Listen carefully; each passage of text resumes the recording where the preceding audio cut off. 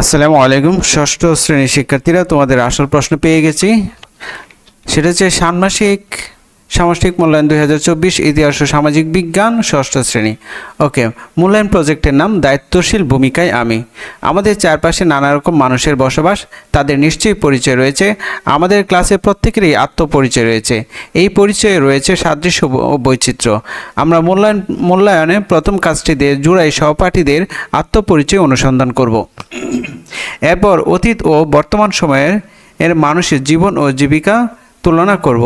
সেই সাথে ভৌগোলিক পরিবেশ মানুষের জীবন ও জীবিকা শনাক্ত করে তুলনা করব।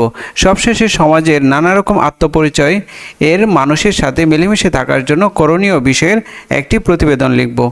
ওকে, কাজ 1 হচ্ছে চলো সহপাঠীকে জানি। ক, প্রশ্নমালা তৈরি। আমরা একজন সহপাঠীর পরিবার ও এলাকা বিষয়ক তথ্য সংগ্রহ করব। বৈজ্ঞানিক অনুসন্ধানের ধাপ অনুসরণ করে আমরা এই কাজটি করব। তথ্য সংগ্রহের জন্য নিম্নোক্ত দুটি প্রেক্ষাপটে প্রশ্ন তৈরি করব। ওকে, প্রথম প্রেক্ষাপট হচ্ছে ভৌগোলিক প্রেক্ষাপট।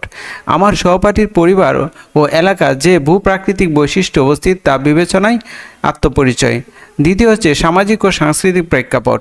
আমার সহপাঠীর পরিবারের মানুষের ভাষা, সংস্কৃতি, পোশাক, রীতিনীতি, পেশা ইত্যাদি। ওকে, প্রশ্নগুলো খাতায় অথবা উত্তরপত্রে লিখব। খ, জোড়াই গঠন ও তথ্য সংগ্রহ। জোড়া গঠন করে সহপাঠীর কাছ থেকে সাক্ষাৎকারের মাধ্যমে তথ্য সংগ্রহের কাজটি করব। আমরা একে অন্যের কাছ থেকে তথ্য সংগ্রহ করব। প্রত্যেক সাক্ষাৎকারে 20 মিনিট সময় নিব, ফলে দুটি সাক্ষাৎকার 40 মিনিটের মধ্যে শেষ করব। এজন্য আমরা সহপাঠীর কাছ থেকে অনুমতি নিব। শেষ করার পর নিচের সতীর্থ মূল্যায়নের রুব্রিক্সটি খাতায় লিখে পূরণ করব। গতে আছে তথ্য সাজাই। প্রাপ্ত তথ্যকে বিশ্লেষণ করে উপরে উল্লিখিত দুটি প্রেক্ষাপটে সহপাঠীর আত্মপরিচয়ের বিবরণ লিখি। ওকে, গতে হচ্ছে সতীর্থ মূল্যায়ন। পুরো কাজ শেষে আমরা সহপাঠীর কাজের মূল্যায়ন করব। এই জন্য নিচের চকটি আমরা খাতায় তুলে কাজটি করব। সতীর্থ মূল্যায়নের রুব্রিক্স। এখানে আমার সহপাঠীর নাম লিখব, আমার ইউনিক আইডি অথবা রোল লিখব, আমার মতামত হ্যাঁ না তে ঠিক চিহ্ন দেব।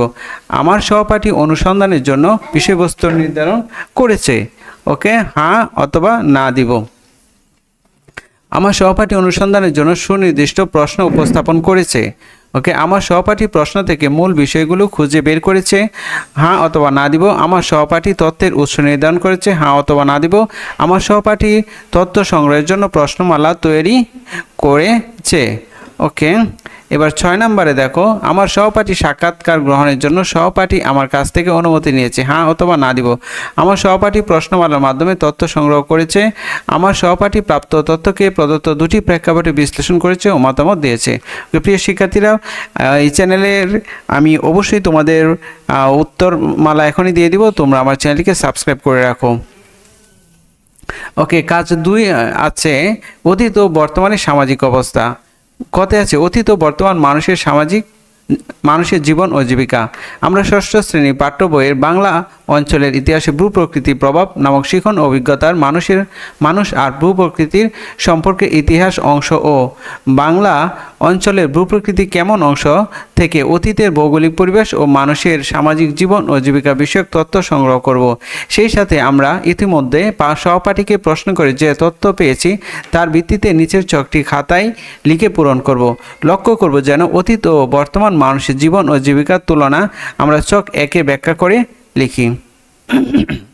দেখো, চক 1-এ আছে অতীত ও বর্তমান মানুষের জীবন ও জীবিকা। ওকে, অতীতে বাংলা অঞ্চলের জীবন ও জীবিকা আর বর্তমানে আমার সহপাঠীর এলাকার মানুষের জীবন ও জীবিকা, এটা একটা চক হবে।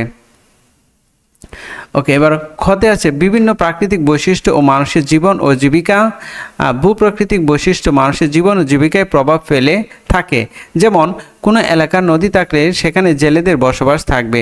এভাবে বাংলাদেশের বিভিন্ন ভূপ্রাকৃতিক বৈশিষ্ট্য মানুষের জীবন ও জীবিকার ভিন্নতা দেখা যায়। এখন আমরা বিভিন্ন ভূপ্রাকৃতিক বৈশিষ্ট্যের জীবন ও জীবিকা শনাক্ত করে একটি তুলনামূলক চক খাতায় অথবা উত্তরপত্রে লিখব। এজন্য পাঠ্যপুস্তকের বাংলা অঞ্চলের ইতিহাসের ভূপ্রকৃতির প্রভাব থেকে প্রাপ্ত তথ্য জোড়ায় কাজে সহপাঠী থেকে প্রাপ্ত তথ্য এবং আমাদের চারপাশের ভৌগোলিক পরিবেশ পৃষ্ঠা 62 অংশ থেকে প্রাপ্ত তথ্যের ভিত্তিতে আমরা কাজটি করব। কথা হচ্ছে আত্মপ্রতিফলন। আমাদের সমাজে বিভিন্ন আত্মপরিচয়ের মানুষের বসবাস। আমরা কিভাবে মানুষের সাথে মিলেমিশে থাকতে পারি তা নিয়ে আমাদের ভাবনাগুলি লিখে ফেলি, এটা হচ্ছে আমাদের কাজ। খতে হচ্ছে দল গঠন ও আলোচনা। এখন আমরা চারজনে একটি দল গঠন করব। দলে বসে আমরা ইতিমধ্যে যে প্রতিফল লিখেছি তা শেয়ার করব। এরপর সমাজে নানা রকম আত্মপরিচয়ের মানুষের সাথে মিলেমিশে থাকার জন্য করণীয় নির্ধারণ করব। ওকে, ঘ হচ্ছে প্রতিবেদন লেখা। এরপর প্রত্যেকে দায়িত্বশীল ভূমিকায় আমি শীর্ষক একটি প্রতিবেদন লিখব।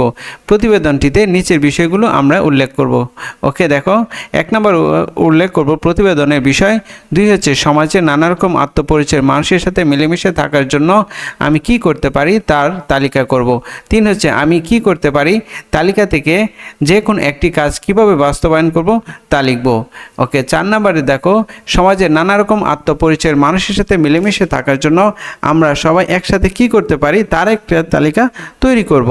ওকে, অনেকগুলো তালিকা, এগুলো আমরা এখনই তৈরি করব। 5 হচ্ছে আমরা সবাই একসাথে কি করতে পারি তার তালিকা থেকে যে কোনো একটি কাজ কিভাবে বাস্তবায়ন করব তা লিখব।